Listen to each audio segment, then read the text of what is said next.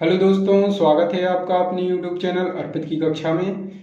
आज हमारे simple interest की थर्ड क्लास है और इसमें हम अच्छे लेवल के क्वेश्चन, कुछ एडवांस लेवल के क्वेश्चन कवर करेंगे। तो आइए स्टार्ट करते हैं आज के फर्स्ट क्वेश्चन से। क्या है आज का फर्स्ट क्वेश्चन? कोई धनराशि साधारण ब्याज की दर से 4 वर्ष तथा 5 वर्ष के अंत में क्रमशः 12,900 और 14,250 रुपये हो जाती है, तो ब्याज की दर ज्ञात करनी है। ठीक है, अभी हमने पिछली क्लास में हर टाइप के क्वेश्चन देखे जिसमें हमने साधारण ब्याज भी काउंट करना सीखा, इसके बाद दर भी निकालनी सीखी। ठीक है, समय भी काउंट करना सीखा। कुछ एडवांस लेवल के क्वेश्चन भी थे, लेकिन अब यहाँ पे दो समय आ गए हैं। क्या है? 4 वर्ष और 5 वर्ष के अंत में 12,900 और 14,250 रुपये हो जाती है, तो दर ज्ञात करनी है। तो क्या बोल रहे हैं कि 4 वर्ष में हो जाती है। हो जाती है का मतलब क्या होता है? अगर वो कहें कि इतना धन ब्याज प्राप्त होता है तो ब्याज लिखा होगा, लेकिन मिश्र धन में लिखा नहीं रहता कि इतना मिश्र धन प्राप्त होता है। अगर वो कहें इतने रुपए हो जाती है तो वो मिश्र धन कहलाएगा। तो ये क्या होगा? मिश्र धन। तो 4 वर्ष में कितना प्राप्त होता है अपने पास? 12,900 रुपये धन प्राप्त होता है। मतलब ये टोटल क्या होते हैं? मूलधन में ब्याज को मिला के 12,900 रुपये प्राप्त होते हैं। और 5 वर्ष में कितने प्राप्त होते हैं? ये होते हैं 14,250 रुपये। ठीक है, तो इन दोनों का अंतर कितना है? 1 वर्ष। ठीक है, तो यहां भी हम इसको अगर माइनस कर दें इन दोनों को तो 1 वर्ष में ब्याज आ जाएगा अपना। तो अगर इसमें हम माइनस करेंगे तो कितना आएगा? 0,5, 3 और 1, 1,350 रुपये। ये क्या हो गया? SI हो गया है 1 वर्ष का। कितने का? 1 वर्ष का। 1 वर्ष का SI हो गया। अब हमारे पास क्या आ गया? 1 वर्ष और 1 वर्ष का SI आ गया। अब हमारे पास ये मिश्र धन है तो हम यहाँ से मूलधन निकाल सकते हैं। मूलधन कैसे निकाल लेंगे? मिश्र धन में से हम ब्याज को घटा देंगे। तो ये कितना है? 4 वर्ष का मिश्र धन है। मतलब ये 1 वर्ष का SI है, तो हम 4 वर्ष का SI निकालना है। अगर हमें SI 4 वर्ष का, तो क्या करेंगे हम? 1,350 में क्या कर देंगे? 4 का गुणा कर देंगे तो कितना आ जाएगा?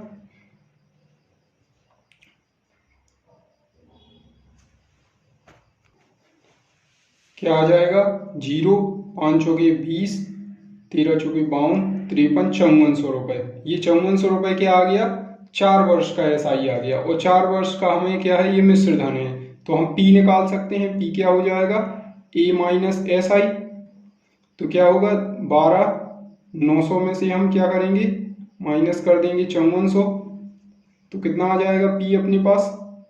0, 0, 5 और 7, 7,500 रुपये क्या हो गया? P हो गया। P आ गया अपने पास। SI हो गया ये 4 वर्ष का। ठीक है, ये P हो गया। और अपने पास समय है 4 वर्ष के लिए है। अब दर, ब्याज की दर ज्ञात करनी है। तो क्या कर सकते हैं हम? SI बराबर P into R into T upon 100। SI है अपना 5400 बराबर 7,500 रुपये क्या है? मूलधन। दर ज्ञात करनी है और समय है 4 वर्ष के लिए था ना ये ब्याज। अगर हम 1 वर्ष का लेते यहाँ पे तो 1 वर्ष का 1,350 लेना पड़ता। ठीक है, तो यहाँ से हम क्या निकाल सकते हैं? R निकल आएगा अपना। तो R बराबर कितना आ जाएगा? 5400 बटे 200, 75 दूनी 150, 300। तो कितना आ जाएगा? 3 एकम 3 और 3 अट्ठे 24, 18%। 18% क्या आ जाएगी? रेट आ जाएगी इसकी दर। तो समझ में आया? इसमें 4 वर्ष का मिश्र धन दिया है और फिर 5 वर्ष का दिया है और सीधे सीधे दर पूछी है। तो मिश्र धन दिया है तो हम 1 वर्ष का ब्याज निकाल लेंगे। 1 वर्ष का आने के बाद हम 4 वर्ष का निकाल लेंगे। जब हमारे पास 4 वर्ष का मिश्र धन और 4 वर्ष का ब्याज आ गया तो हम मूलधन निकाल सकते हैं। मिश्र धन में से ब्याज को घटाकर, और बस अपने पास मूलधन, ब्याज और समय है, तो हम चौथी चीज काउंट कर सकते हैं, दर हमें ज्ञात करनी है तो इस फॉर्मूला से। ठीक है,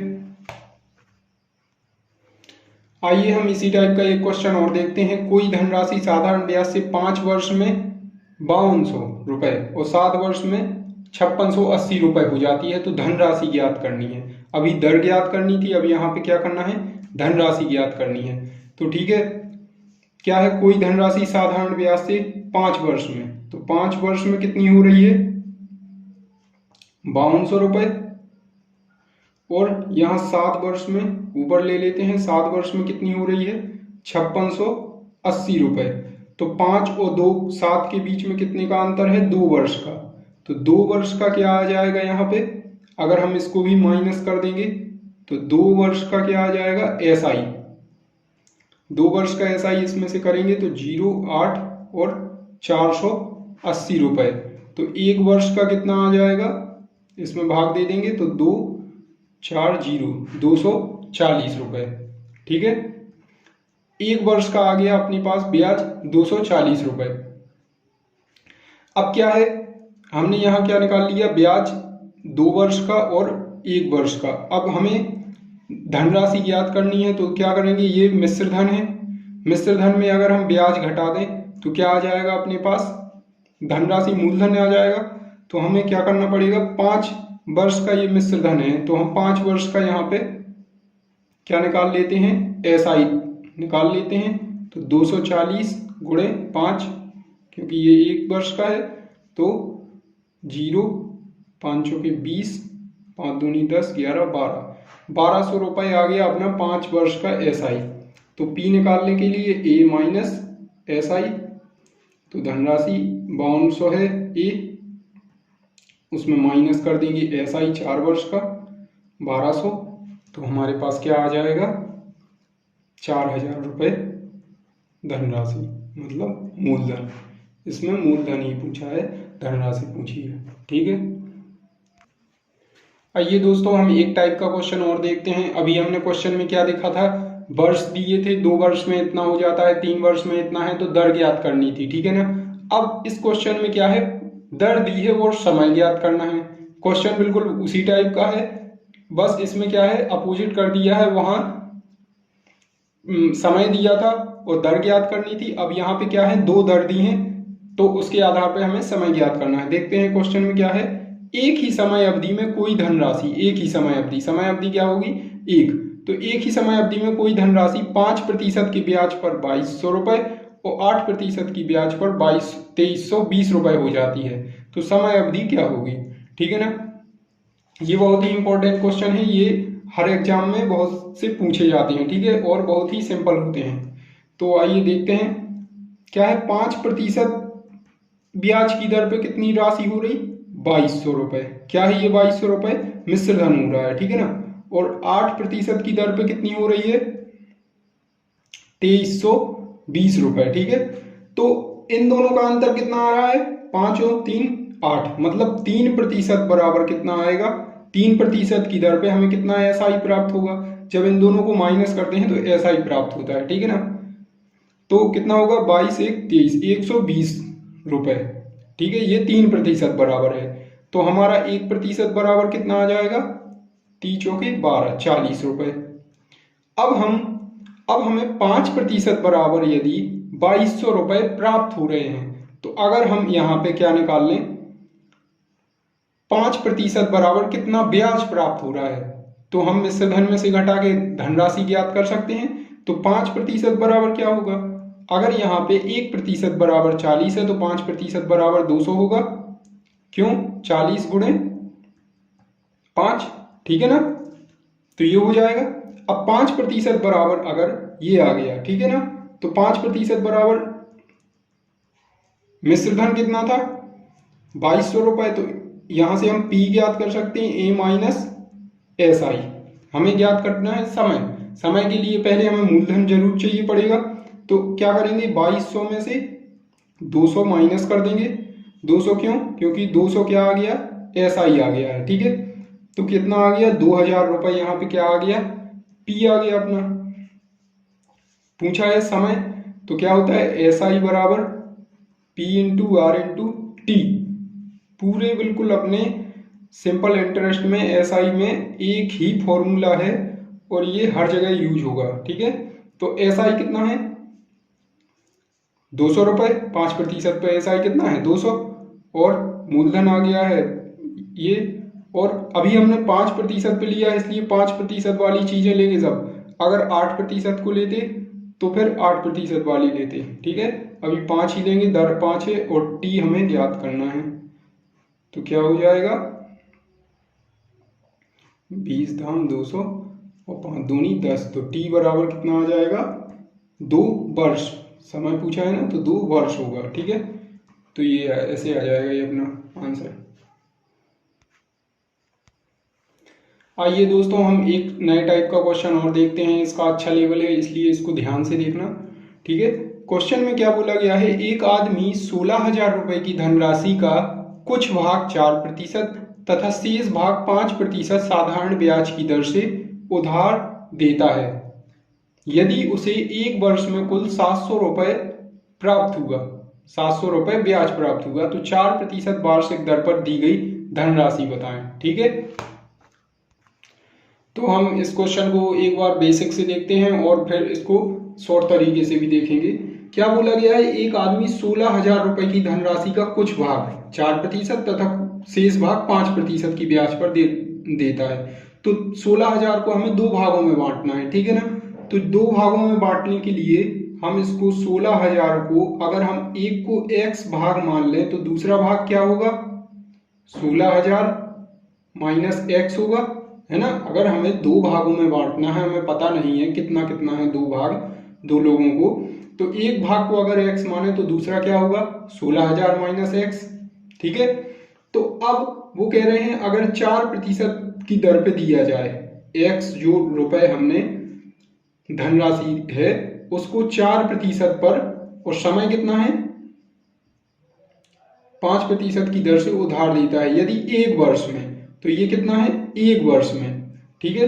तो एक वर्ष में ये क्या आ गया ब्याज आ गया ना, x धनराशि है जो पहला भाग है उसको 4% की दर से एक वर्ष के लिए उधार दिया, तो ये यहां से क्या आ जाएगा एस आई, और दूसरे भाग का एस आई है, मतलब हमें एक वर्ष में टोटल 700 रुपए प्राप्त हो रहे हैं। तो अगर हम जो 16,000 माइनस एक्स दूसरा भाग है उसको हम क्या करें 5% की दर से उधार दे दें एक वर्ष के लिए, तो हमें क्या होता है जो ब्याज प्राप्त होता है, इन दोनों को अगर ऐड कर दें तो हमें क्या होता है 700 रुपए प्राप्त होता है। अगर हम इसको सॉल्व करेंगे तो ये 4x/100 हो जाएगा और ये हो जाएगा 16 पंचे 80, तो मतलब 80,000 माइनस 5x/100।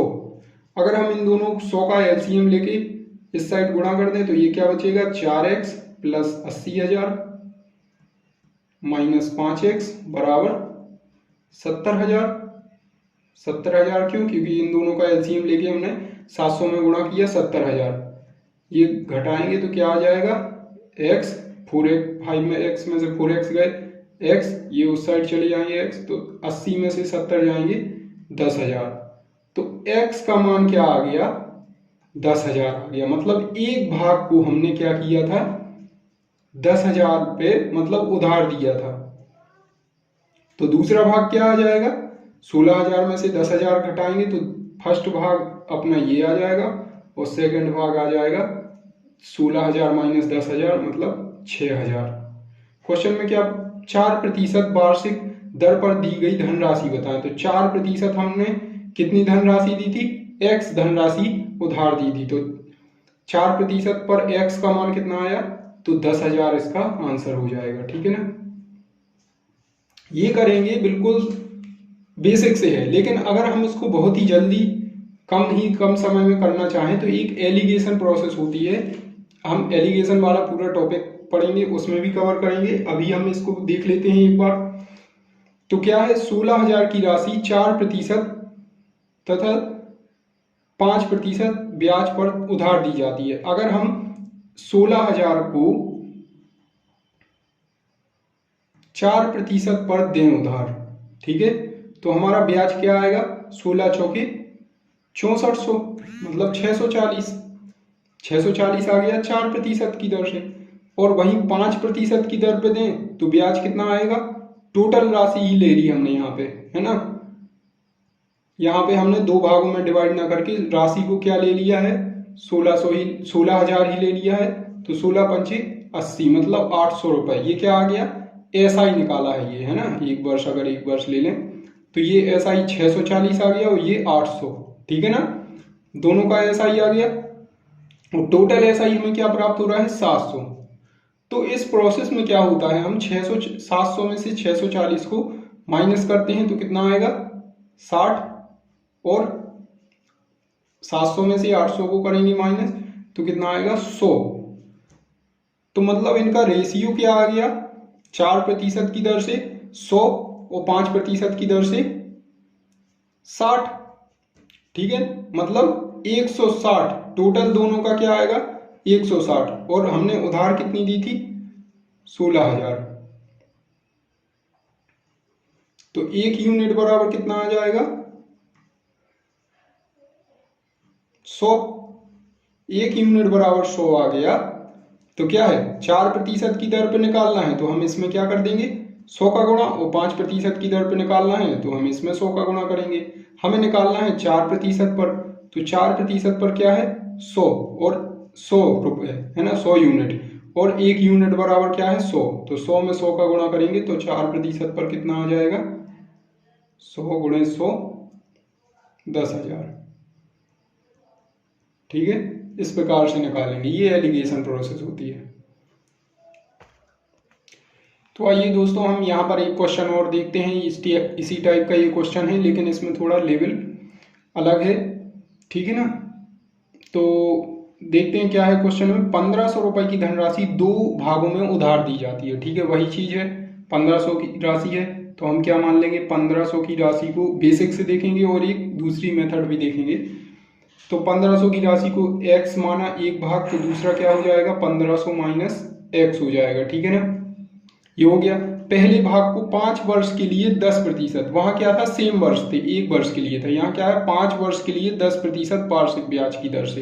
तो दूसरे भाग को 4 वर्ष के लिए 12.5% वार्षिक दर से दिया जाता है, और दोनों पर ब्याज बराबर प्राप्त होता है। तो धनराशि बताना है, तो दोनों पर ब्याज प्राप्त होता है। तो जो अपना x है मान, है ना, तो उस पर ब्याज कितना प्राप्त होगा 5%, 5 वर्ष के लिए 10% की दर से, यहां से आ सकता है, ठीक है ना। यही एसआई का होता है, मूलधन गुणे दर गुणे समय बटे 100। तो ये पहले भाग का क्या आ गया एसआई और दूसरे भाग का एसआई। और पिछले क्वेश्चन में क्या था, दोनों की एसआई का योग बताया गया था। यहाँ क्या कह रहे हैं दोनों का एसआई बराबर है, ठीक है ना, दोनों बराबर ब्याज प्राप्त हुआ। तो जो दूसरा भाग है 1500 माइनस एक्स, तो इसके द्वारा कितने समय के लिए है 4 वर्ष के लिए और 12.5 की दर से, ठीक है ना। तो ये दोनों जो ब्याज प्राप्त हुए ये दोनों के बराबर है। अगर यहां से हमें x का मान आ जाए तो ये क्या हो जाएगा एक भाग हो जाएगा। तो इससे अपन को धनराशि ज्ञात हो जाएगी कि कितनी हमने दी है। तो ठीक है, इसको देखते हैं। 100 से 100 कैंसिल हो गए तो कितना आ गया 50x बराबर ये आ जाएगा 50, ठीक है। इसको देखते हैं, ये आ जाएगा माइनस एक्स और 12.5 गुणे 4 ये आ जाएगा अपना, इसको भी कोष्टक में रहने दो 50, ठीक है। तो 50x बराबर ये हो जाएगा 15 पना 75,000 माइनस 50x, 50 इस साइड जाएंगे माइनस के हैं तो कितना हो जाएंगे 100x बराबर 75,000, ठीक है। तो x बराबर कितना आ जाएगा अपना 2 जीरो से 2 जीरो कैंसल 750 रुपए। तो अगर पहली धनराशि क्या आ गई x पे उधार दी थी हमने, तो दूसरी धनराशि 1500 में से हम 750 घटाएंगे तो क्या आएगा 750, मतलब हमने दोनों को बराबर धन भी दिया था। यहाँ हमें ब्याज भी बराबर प्राप्त हो रहा है और हम धन भी यहाँ पे क्या दे रहे हैं 750, तो ये 750 हो जाएगा। धनराशि पूछी है ना, अगर इसी को हम और बिल्कुल करना चाहें बिल्कुल शॉर्ट तरीके से, तो क्या करेंगे, जो 1500 की राशि है तो एक हमने ए मान ली और एक बी मान ली, ठीक है ना। एक भाग हमने ए मान लिया, एक भाग बी, ये हमने अलग अलग नहीं माना है कि एक को एक्स तो एक को 1500 माइनस एक्स, ए और बी माना है। ए बी का रेशियो आ जाएगा तो हम क्या पता चल जाएगा, धनराशि पता चल जाएगी। तो दोनों का ब्याज बराबर थे, तो ए जो धनराशि है उसको 5 वर्ष के लिए यदि 10% की दर पे दी जाए तो ये ब्याज प्राप्त होगा, और दूसरी धनराशि बी को कितने वर्ष के लिए, 4 वर्ष के लिए 12.5% की दर से उधार दिया गया, ठीक है ना। तो हमें जो ब्याज प्राप्त हो रहा है वो दोनों बराबर हैं, यहाँ लिखा है। इसको कैंसिल किया तो ये 50A बराबर 50B आ गया। मतलब हम अगर इसको कैंसिल करें तो ए और बी का रेशियो अनुपात क्या आ गया, 1:1, ठीक है। तो एक बराबर ए बराबर 1 और बी बराबर 1, मतलब ये दोनों बराबर हैं। तो जो 1500 की धनराशि होगी ये बराबर बराबर भागों में बटेगी, तो कितनी होगी, आधी आधी बटेगी ना। तो ये इसको भी 750, इसको भी 750, मतलब ए प्लस बी बराबर 2, और 2 बराबर कितना है, 1500, तो एक यूनिट बराबर कितना होगा, 750। तो इस प्रकार से अपना ये आंसर आ जाएगा, ठीक है। तो आइए दोस्तों हम एक और टाइप का क्वेश्चन देखते हैं। क्या है कि हम जो भी बेसिक लेवल के क्वेश्चन होते हैं वो शुरू के वीडियो में कवर कर लेते हैं, शुरू की क्लास में, और नेक्स्ट लास्ट क्लास में हम क्या करते हैं, एडवांस लेवल के क्वेश्चन कवर करते हैं। जो भी एडवांस लेवल के क्वेश्चन हैं अगर उन्हें अच्छे से पढ़ लिया तो किसी भी एग्जाम में क्वेश्चन यहाँ से बाहर नहीं जाएगा, ठीक है। तो देखते हैं एक और इस लेवल के क्वेश्चन को। 18,750 रुपये एक आदमी द्वारा अपने 2 बेटों के बैंक खातों में इस तरह डाले गए, मतलब एक पिता ने अब उसके 2 बेटे थे, 18,750 रुपये जमा किए। अब कैसे किए, 18 वर्ष की आयु में बराबर धन प्राप्त करें। इस प्रकार डाले कि दोनों 18 वर्ष के हों तो उस समय उन्हें बराबर धन प्राप्त हो। बराबर धन प्राप्त मतलब क्या कहलाएगा कि जो धन उसने डाला साथ में उसमें ब्याज ऐड होके आए तो क्या होगा, बराबर आना चाहिए, ठीक है। आगे देखते हैं, यदि उनकी आयु 12 वर्ष व 14 वर्ष हो, ठीक है। एक छोटा है तो उसकी आयु 12 वर्ष है, जो बड़ा है वो उसकी आयु 14 वर्ष है। तो 12 वर्ष और 14 वर्ष है उनकी आयु, तथा दर 5% हो, तो छोटे बेटे के हिस्सा ज्ञात करें, ठीक है। तो देखते हैं क्या है, 18,750 रुपये क्या किया उसने, जमा किया एक बड़े बेटे के में। तो हम x को मान लेते हैं बड़ा बेटा और y को मान लेते हैं छोटा बेटा, ठीक है ना।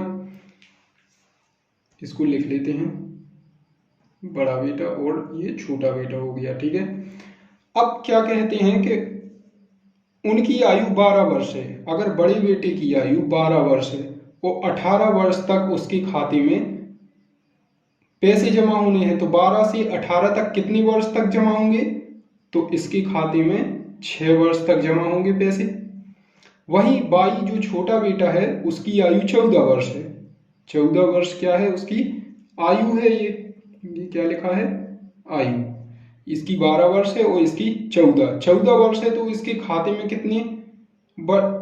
कितने समय तक रहेंगे जमा, 4 वर्ष तक, ठीक है ना। तो ब्याज कितने, इसी के आधार पर काउंट होगा ना कि इसमें 6 वर्ष तक जमा रहेंगे इसके खाते में और इसके खाते में 4 वर्ष तक। अब वो कह रहे हैं 18,750 रुपये जमा करते हैं, ठीक है। तो बराबर धन प्राप्त होना है, तो धन बराबर क्या कहलाएगा, x के खाते में जो धन जमा कर रहे हैं हम, क्या, x रुपए। तो जी क्या होगा, ये धन जमा कर रहे हैं, साथ में इसमें ब्याज जुड़ेगा, ऐड कर देंगे अगर, तो हमें टोटल धन प्राप्त हो जाएगा। कितना प्राप्त होना है वही बराबर होगा।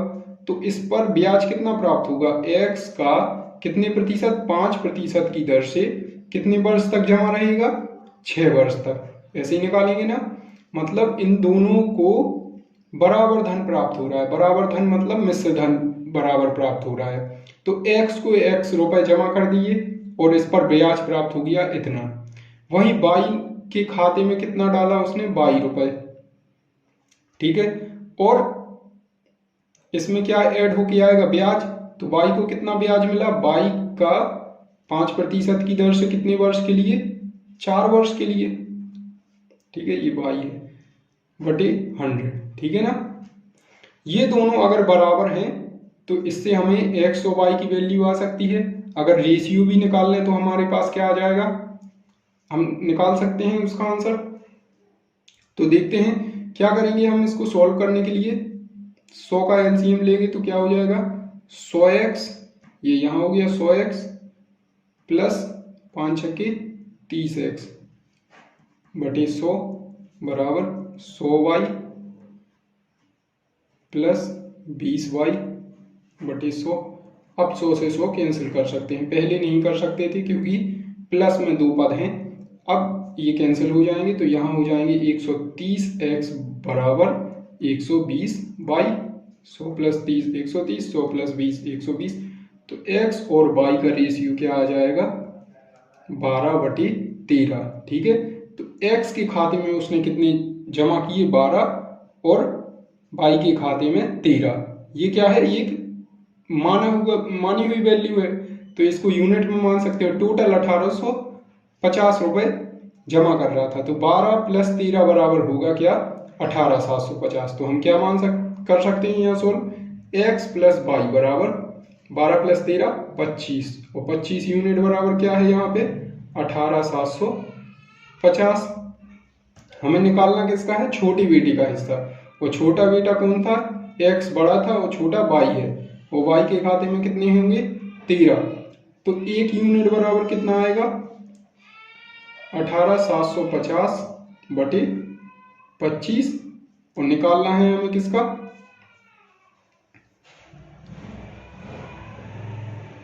निकालना है छोटे का। छोटे बेटे का हिस्सा क्या है y, तो y का हिस्सा क्या आ जाएगा, 1 यूनिट बराबर आ गया 18750 बटे